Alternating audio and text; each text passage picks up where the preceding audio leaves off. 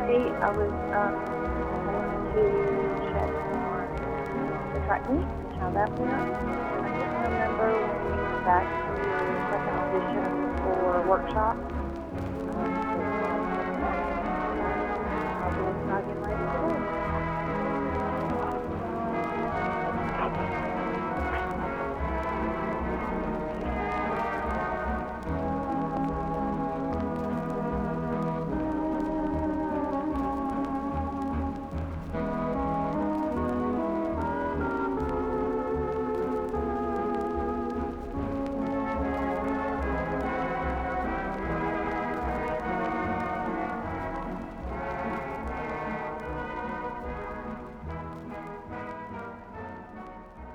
Immediately gets into nature versus nurture. Nature is this concept that you are who you are intrinsically. No matter who your parents were, how you were raised, what job you got when you were in high school, who you are is predetermined before you're born. You are you because you are you. And that's as simple as it gets. You are just exactly the way you were always intended to be. You are this special little puzzle piece that was only created because you were born, because your spirit, your soul entered this sort of realm of existence. Nurture is what I would view as the more pragmatic view. You are the result of how your parents raised you. All those factors pile up and make you you. It's all external influence, and who you are, your sort of soul, is a moot point. No matter how strong any sort of latent personality you have as like an infant, it can immediately and is immediately overcome by the realities of the world. But what do I think? I think we have very little to do with who we are. My brain is a product of my parents' brains, who are a product of their parents' brains, and so on and so forth.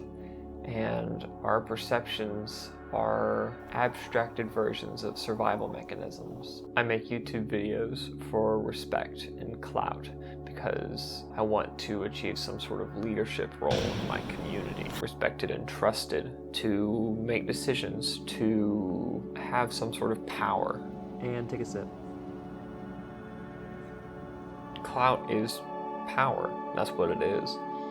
And that is what creators like me are really seeking at the end of the day. Now, I like to think that my channel is closer a sort of need to educate, a need to pass down lessons. It's one of the fundamental things about human nature that we tell stories, that we try and convey information to our offspring through tales, through memorable stories. I like to think that that's why I make things, but I understand that as channels get bigger, then it becomes more about the sort of status of it all. And the other night on F.D Signifier's stream, we were actually talking about what my plans are for getting bigger. If the channel starts to grow, which it very much is, what does that look like for me? What does 100,000 subscribers look like for this channel? 10,000 even. And my answer was that I don't really know the person who is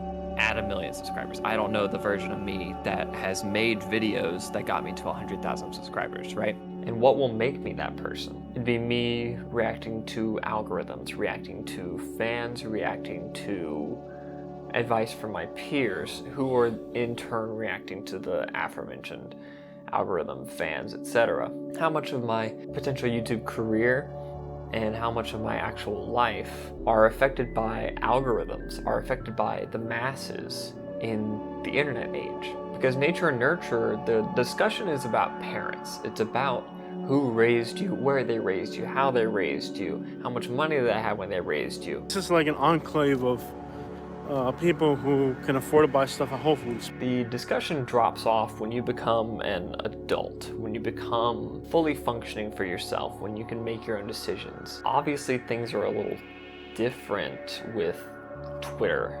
and Facebook groups and Discord servers and parasocial relationships, Twitch chats. It's all sort of confounding. We're receiving influences from millions and billions of people that we don't know, really. People who don't have any idea that they're even influencing us or that we're being influenced by them. The things people say to you matter. Does that make sense? Even going down to where I live. I was born in Alabama. I live in Alabama. I have lived in Alabama all 23 years of my life. That doesn't really happen unless I'm born here. People tend to stay within a certain radius of where they grew up, of where they were born. If I wasn't born in Alabama, I wouldn't live in Alabama. If I had like a choice in the matter, I'd be born in like Estonia or something. I don't know if I like any of this. I don't know if I like any of this footage. I'm so hypercritical. It's a video of me losing my goddamn mind. Alright. Fuck. And I wonder where that comes from. I wonder where so many parts of me come from, where when I meet somebody new, sometimes I just wonder what their parents must have been like, what their social media feed looks like. What are all the influences that make someone someone? What makes you you?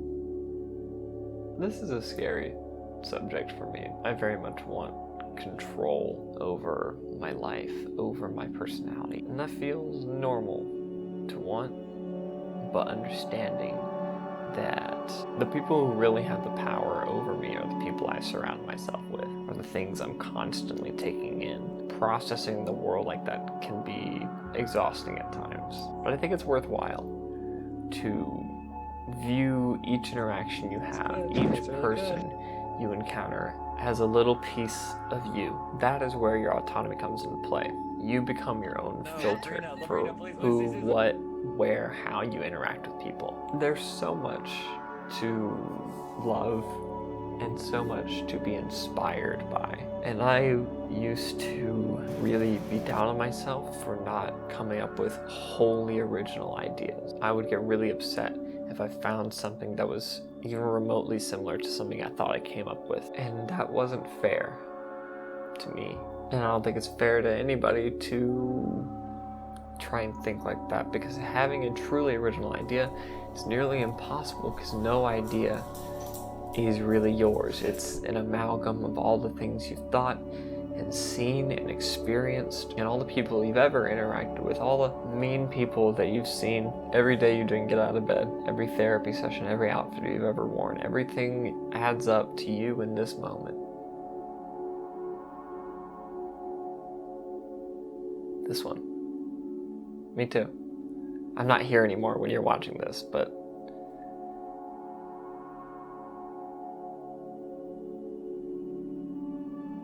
channel gets bigger, I don't know who I'll be. Because at some level I'll be beholden to you, whoever you are. Each individual of you. As it gets bigger, as the fan base gets larger, you become more amorphous. I stop seeing individual names on comments and start seeing a wall of words. I stop seeing a wall of words and start not reading. Looking at ratios instead, making sure the numbers are good. I hope my life is good, but I hope that I am good to the people who are in my life, so that their personal outlook can be bettered by me, by my choices, by my behavior, and then in turn they can help me.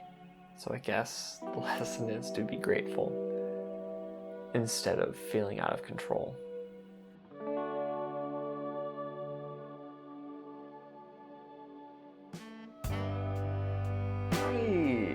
Hi, I have a Patreon.